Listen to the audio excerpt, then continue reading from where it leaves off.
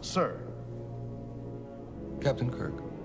The Klingons have never been trustworthy. When the Klingons were invented for us by Gene Coon, who was one of the producers of the original Star Trek series, it was a great boon to us. It was just as important to us as whoever decided that the Indians would be the heavies in Westerns, and they became the terror, the fear, the thing that we always had to deal with. You always had to be looking over your shoulder to see if the Indians were coming, and we always had to be looking over our shoulder to see what the Klingons were doing. I don't think the Klingons are planning to attack us. Why not? Because at this moment, the captain of the Klingon ship is sitting right here in my office. Well, as an actor, when he gave me that part, Captain Koloth, I was a little disappointed because it wasn't a huge part. One line in it was, "My dear Captain Kirk." Ah, my dear Captain Kirk. My dear Captain Koloth. And that was it. I had no idea of what Star Trek was, early on in the series, of course. But I knew it was a great part. When I picked it up, I said, my gosh, once in a lifetime will you get a part like this. Captain Kirk, there's been no formal declaration of hostilities between our two respective governments. The first Klingon look in the original series, Freddie Phillips was the makeup artist. And along with Gene Roddenberry, I think they were just looking for a swarthy look. It wasn't an appliance. Of course, they didn't have time and money when they did the original series. So it wasn't one of those things where they could go out and say, let's really design something that's going to take 3 hours to apply. They didn't want to do that. So in finding a look of a bad, sweaty guy, he became dark brown with the black hair, kind of the mustache, and he became a villain. And that was the original Klingon. And as a matter of fact, they never did come to an agreement that they liked the name Klingon. And Gene Coon stuck to it. And eventually it was used because there was nothing else that they could think about. Kang, what has happened? More Federation treachery. First Klingons were actually sort of Caucasian with goatees and funny eyebrows. And then between the time that the series went down and the first movie, they decided to make them a more of a threat and a curious, both internally, emotionally, race of people as well as externally, what they look like. So that is when they started wearing the very defined forehead pieces and nose pieces and cheeks pieces, and where the teeth began to get much more raggedy and sort of snaggly, and where the notion of them being sort of these unbelievably honorable, sophisticated fighters.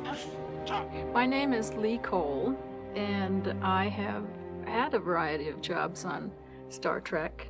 I started off in October '77 on what became the first motion picture. For a different look we wanted to give the Klingons, I kind of thought as I was doing the control panels and monitor screens and things for the Klingons, I thought they're a primitive people and they're very strong, so maybe we'll use red gels, a lot of red, and very primitive shapes on their consoles.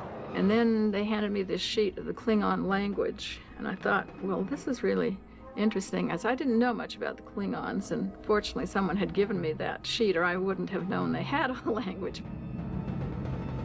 As I recall, I think there weren't quite enough letters. I think I added a few more letters, and nobody seemed to notice, but it made it more interesting, the consoles. But I don't remember for sure at this point, and I'm sure if there was a sacred codice of the Klingon language, they probably went back to it. I don't know if they kept my letters. They may have. Who knows? The Klingons are a warrior race that holds courage and honor above all other traits. I'm a Klingon, sir. For me to seek escape when my captain goes into battle. You are a Starfleet officer, Lieutenant.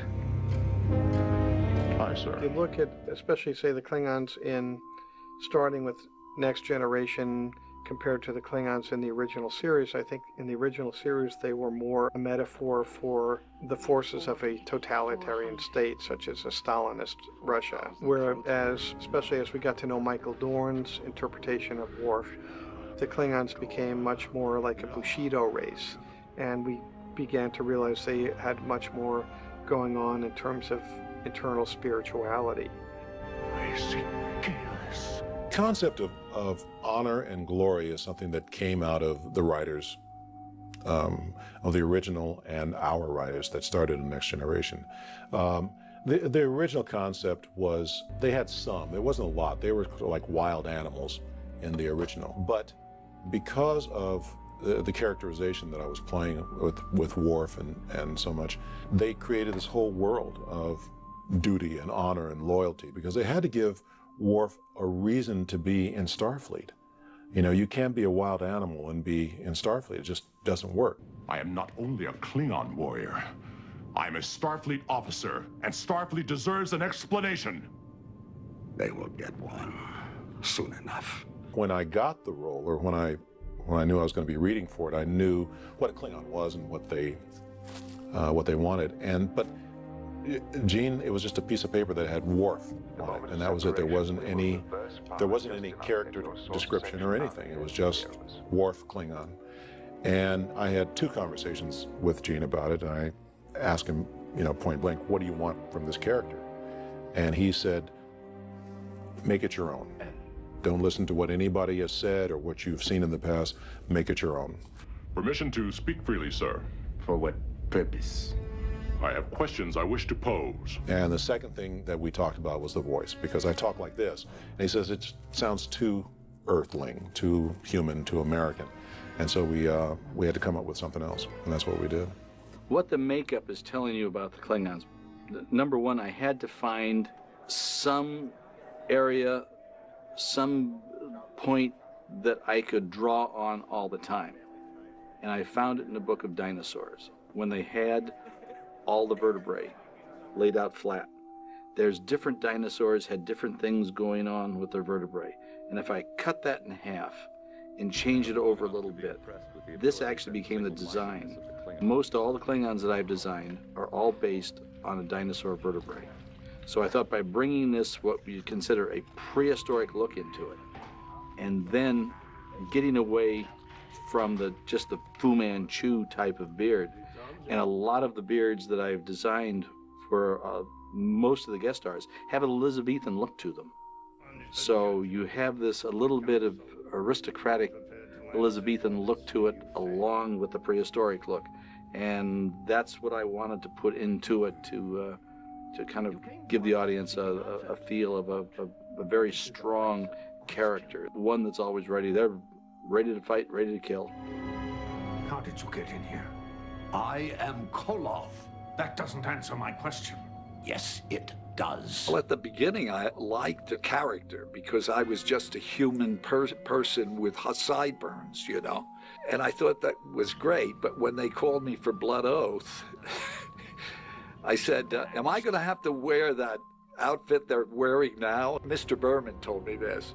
I said, well, why are we changing it? Do I have to wear the makeup and all that? And he said, yes. And I said, can you tell me why? He says, no, I can't. I don't know why either. But they created the character before they answered anybody who had been a Klingon before and explained what had happened. The change in the makeup and everything is simply put just it's a difference of time. In the 60s, that's what aliens were, and also, their budget for these shows weren't that much. They didn't have like a huge budget. I mean, when they had an alien, although the aliens were fantastic, they couldn't go into the kind of detail that we had. Well, the makeup, they were geniuses. They had all the prostheses already separated, so there was never any impairment. It started out at about 3 hours for makeup and ended up, they could do it in 1 hour. It was terrific. When an actor comes in the morning to be transformed into a Klingon, after sitting in the chair, we have different sizes of foreheads, usually large, medium, small, and we'll fit to the right forehead and see what we like. If it's a principal character, we will have custom made their forehead, and it'll be all ready to go. So the forehead goes on, the nose goes on, and then all the edges around, over the eyes, around the nose, this is all put in place. Once that's applied, then it is all painted. We have 3 different colors, or